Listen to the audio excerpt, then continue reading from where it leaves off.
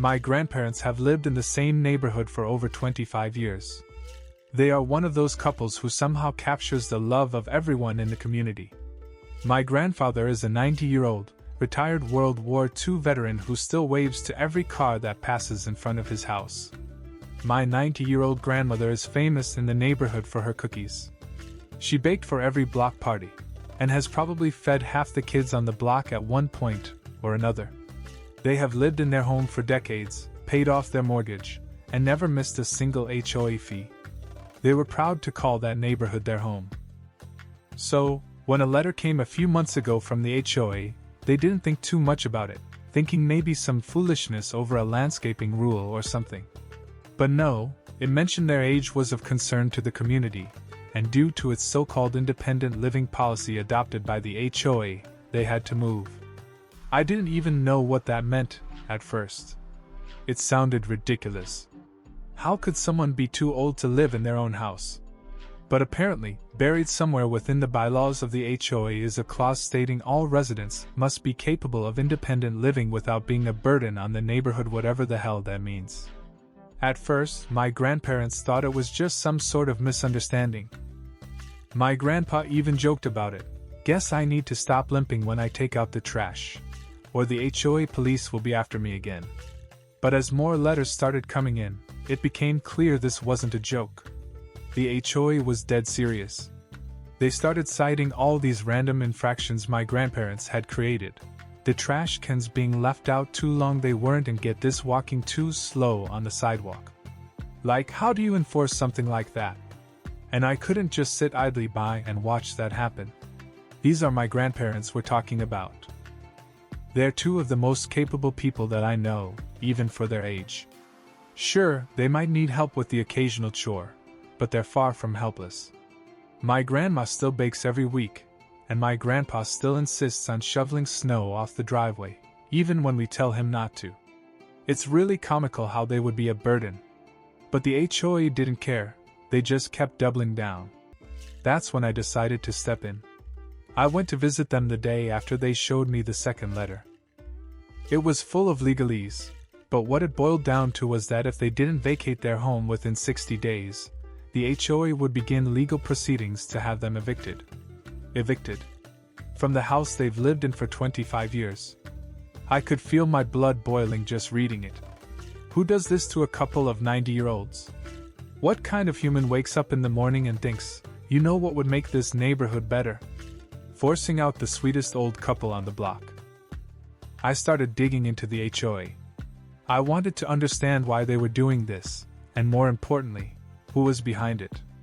The next HOA meeting, I went with my grandparents, hoping we could reason with them. Big mistake, it was like walking into the lion's den. The board members didn't even pretend to be sympathetic. One of them, a woman named Linda, was particularly smug about the whole thing. She's all, we have to think of the community's safety, and that too, with rules are established for some reason. I asked her what the hell that was supposed to mean, and she skirted the question completely. I wasn't buying it. There was just something in the way she spoke off, like this wasn't about any rule enforcement. It felt personal. My grandparents, bless their hearts, were still trying to be polite. My grandma even offered to bake cookies for the next meeting as a thank you for their time.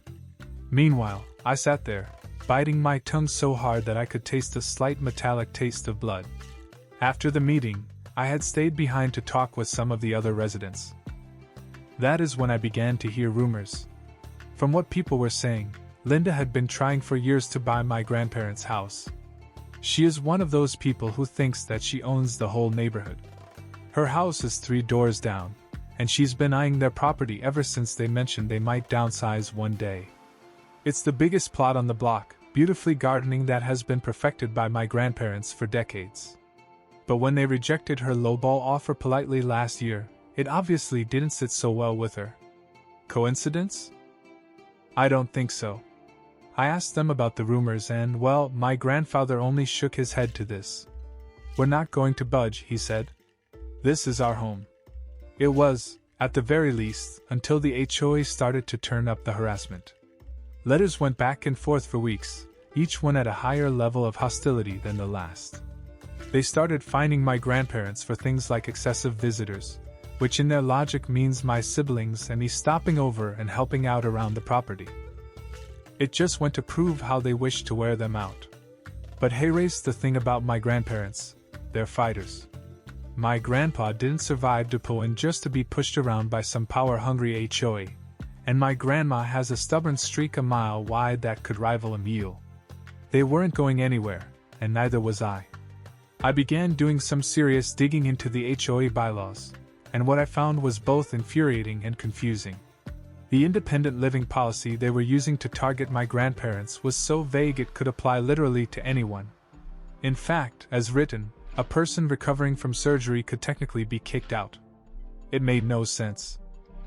And the more I looked into it, the more I realized this wasn't about age at all. This was about control. Linda and her little HOA clique wanted my grandparents' house, and they were willing to do whatever it took to get it. But I wasn't going to let that happen out without a fight. The final straw came when the HOA sent a notice claiming that if my grandparents didn't leave of their own accord, they'd file a lawsuit for violation of community bylaws. My grandparents were devastated. My grandma just burst into tears, saying she didn't understand why they were treating them like criminals. My grandfather is one of the strongest men I have ever known. He just sat there, looking at the letter and not uttering a word. For the first time in my life, I saw him defeated, and it tore my heart apart. Then I knew we could not do this alone. We needed help.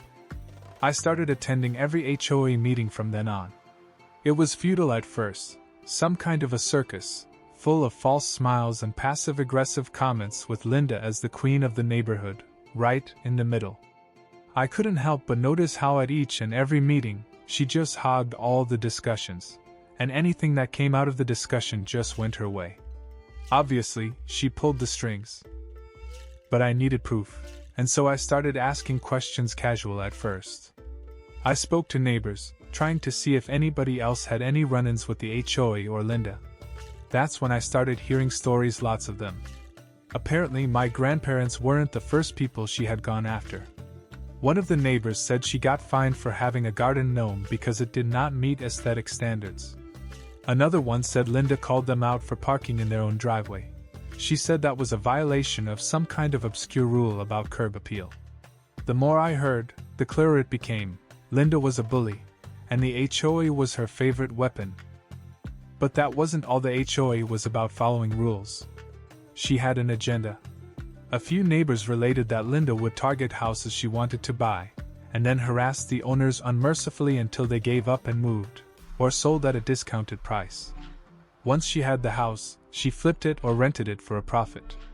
It was sickening, and explained quite a bit about why my grandparents were suddenly in her crosshairs. I started keeping a record of everything, every letter my grandparents received from the HOA, every fictitious fine, every outrageous complaint. I made a spreadsheet mapping out the sequence of events, and, as it compared to what I would hear from the other neighbors, a pattern began to take shape. Every time Linda had made anyone the target, that person would be after some property, or to show others in order to push them towards compliance.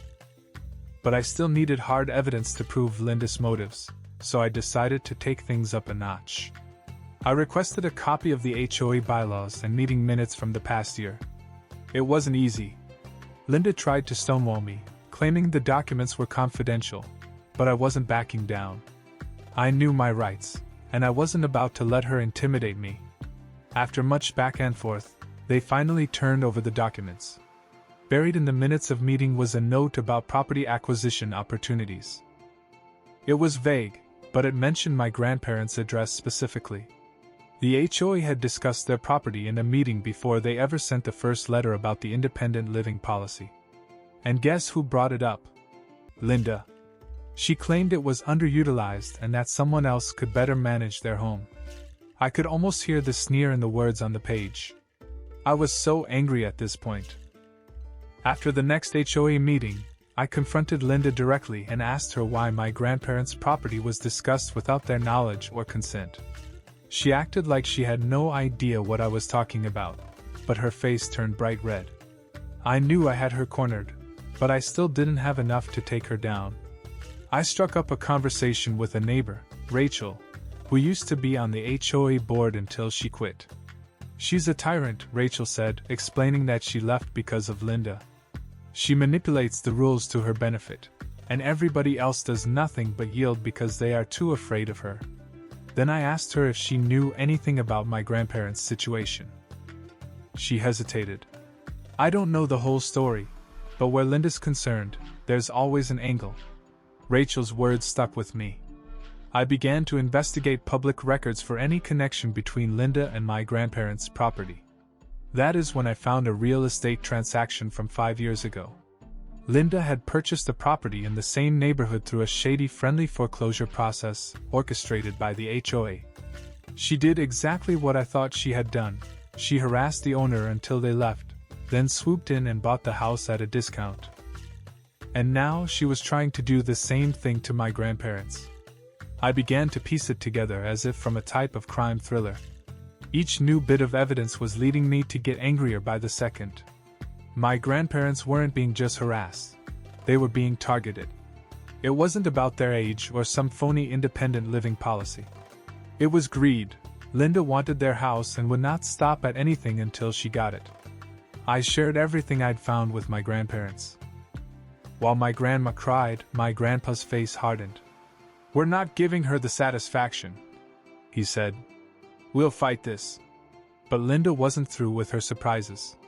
In another week, another letter came from the HOA, claiming that my grandparents had violated community noise ordinances by playing loud music in their backyard. That was an outright lie. My grandparents do not even have a radio that works inside their home.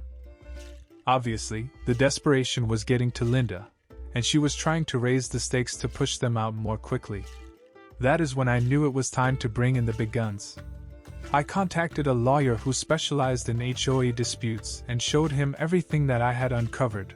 He was dumbfounded. This is one of the worst cases of HOA abuse I have ever seen, he told me.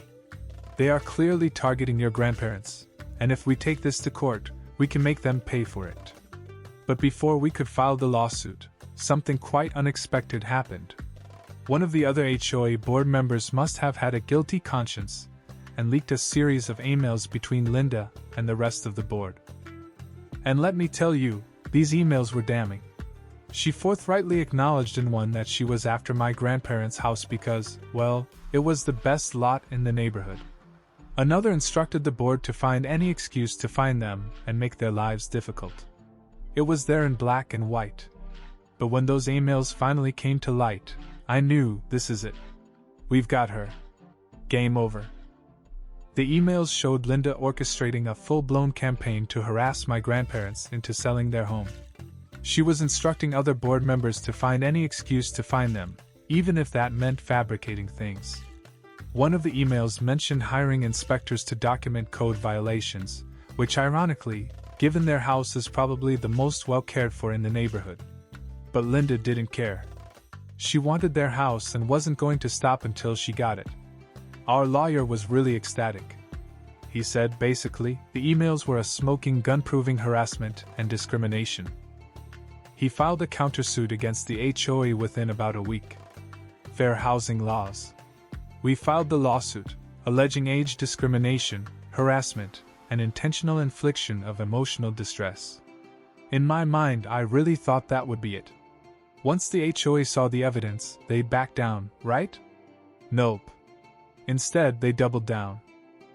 2 days after the lawsuit was filed, the HOA sent another letter to my grandparents claiming their house violated community aesthetic standards because of their garden. Their garden! My grandmother's pride and joy.